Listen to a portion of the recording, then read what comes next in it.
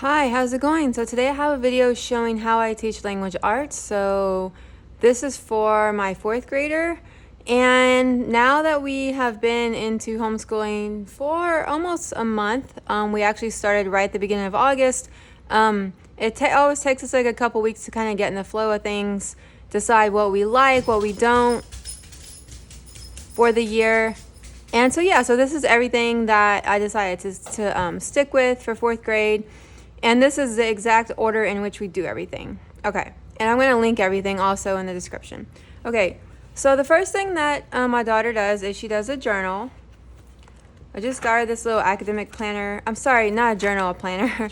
And basically, I just wanted her to practice writing the date. So I don't really have strict rules for this or anything.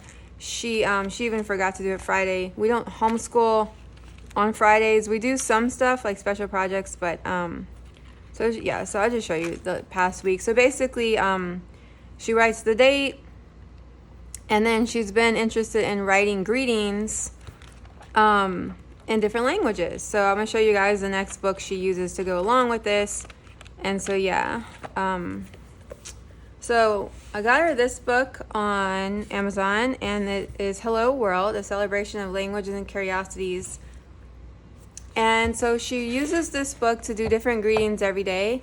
And I like that this was like interest-led learning, because I wasn't planning on buying this book for fourth grade or for her planner, but she really was like Googling it. And I was like, well, it'd be fun if, you had a book that you could, have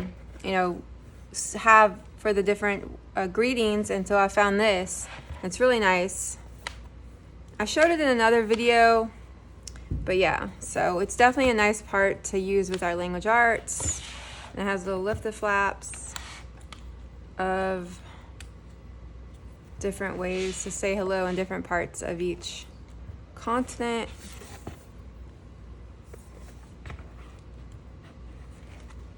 And then it has like, so those are all hello, and then at the end it has like a goodbye section. Really love this book. Okay, so that's what she does first. And then we move on to handwriting. And so right now she's just working on this from Imagination Starters. And she just does one letter a day and, traces it in chalk. And then we move on to this. So this actually came in our third grade Handwriting Without Tears set from Handwriting Without Tears, and we never used it.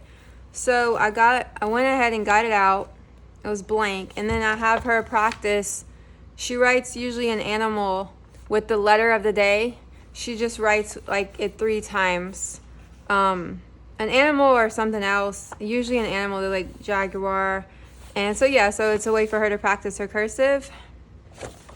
And then after she does that, which we're going to continue to do that all year, she moves on to this cursive success. So this is the fourth grade Handwriting Without Tears. And we only do 1 page in this a day. That's why I have her do the additional in the notebook I just showed you guys. So this is just, more practice for her cursive. And we are going to continue it, and we'll probably finish this before the end of fourth grade, but we're going to continue, and then she'll just continue finishing in the other notebook when she finishes this. That's for cursive. And then moving on to print handwriting, we're doing draw right now. We're on book 7, and then we're going to move on to book 8 for the second part of fourth grade.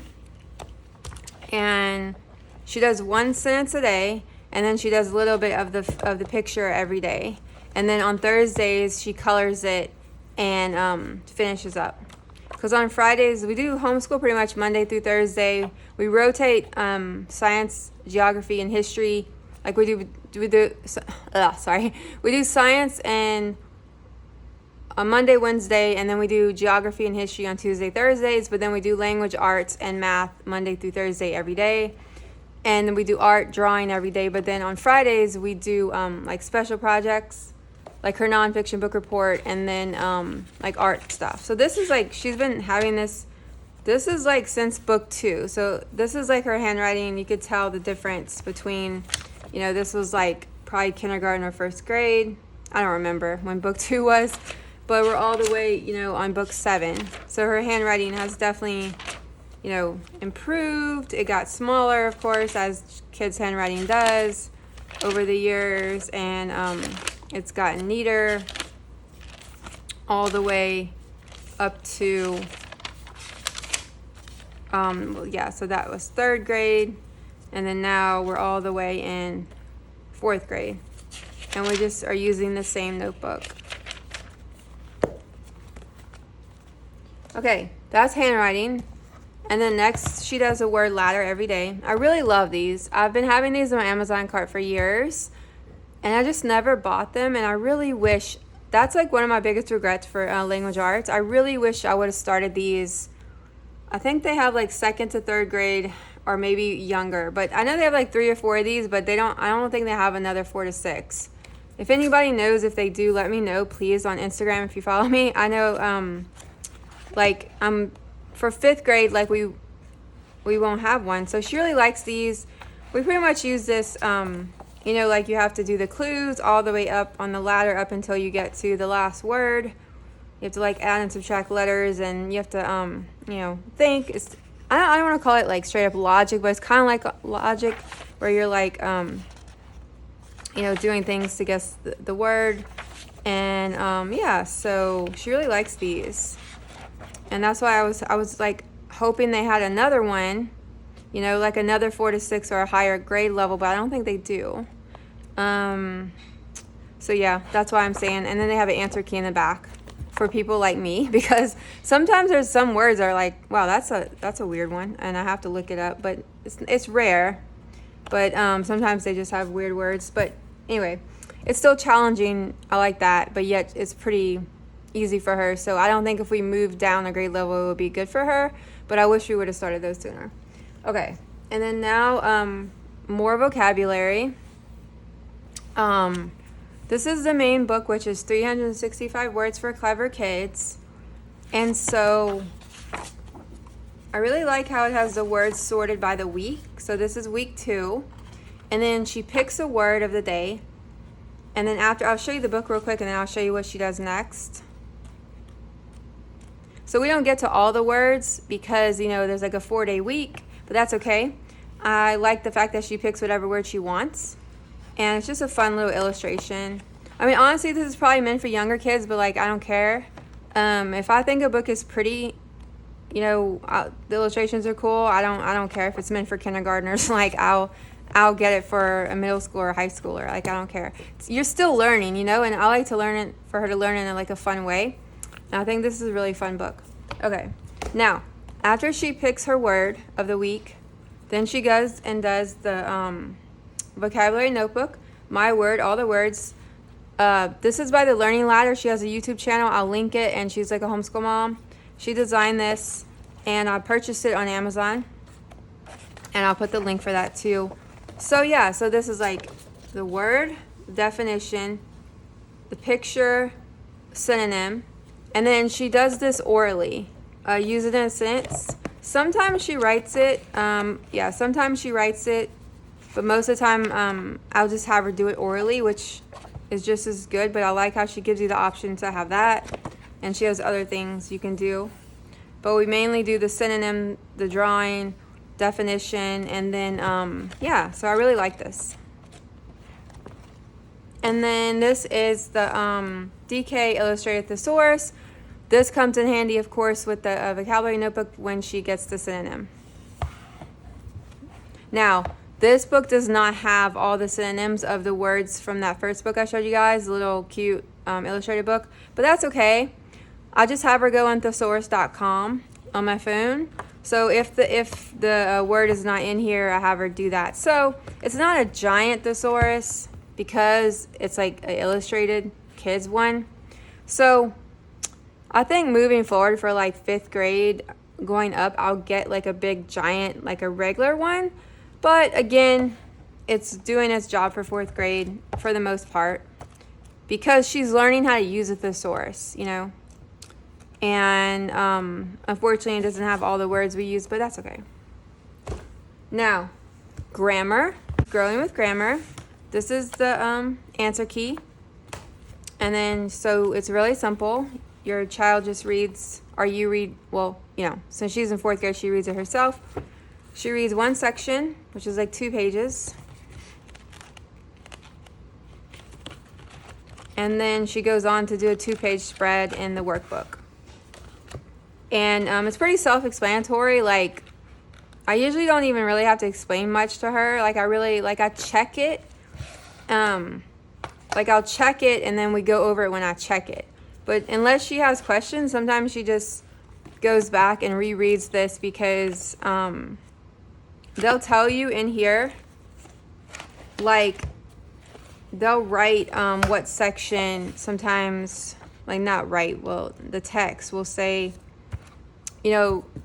what section of that little book had it in. So, sorry, that sounds confusing when I'm writing it. Like right here, it has diagram the simple subjects and predicates, and then it has the sections 1.4, 1.6, 1.7, and 1.9, and went over this. So if she forgets this, then we can just get this out and, go to those sections. So I like that. But usually we don't have to do that. That's why I like growing with grammar, because I'm not like a grammar person. Like, I'm not good at explaining it. I have very bad grammar, to be honest.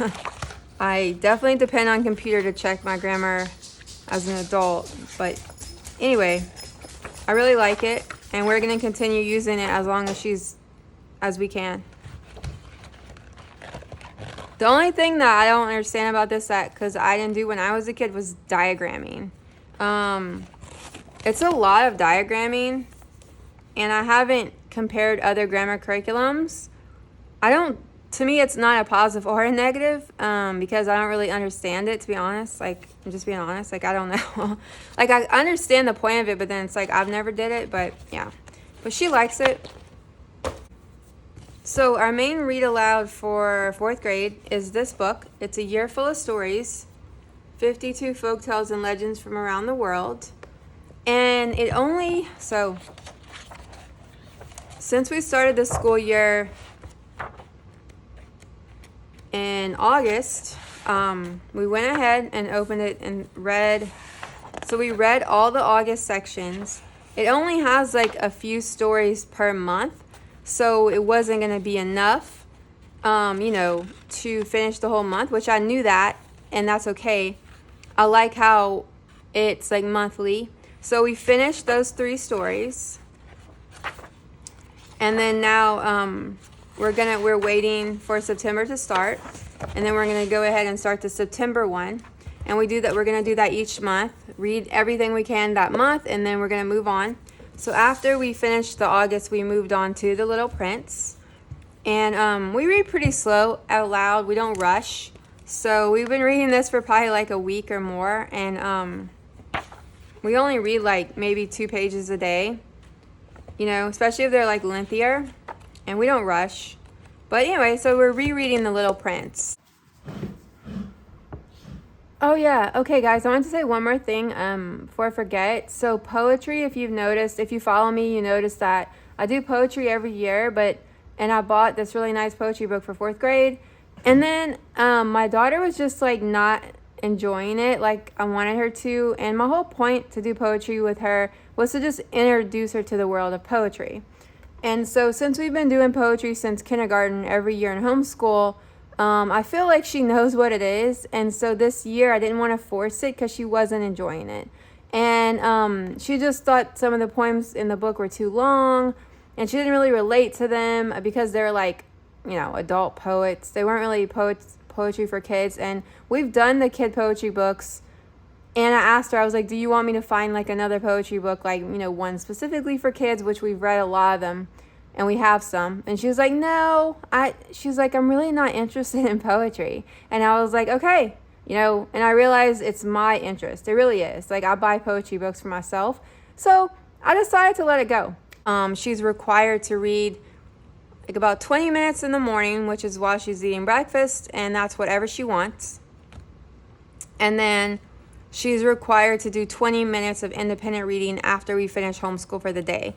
So this is part of language arts, but she does this after everything. So after we're finished with, science, art, math, whatever, she does 20 minutes of timed reading. And this is the book she's currently reading as her independent read, Artemis Fowl, for her timed reading. And then I just got this little cute Belle's Book Club journal. We're doing it really simple, book log this year. She just writes the title of the book and the author, and that's it.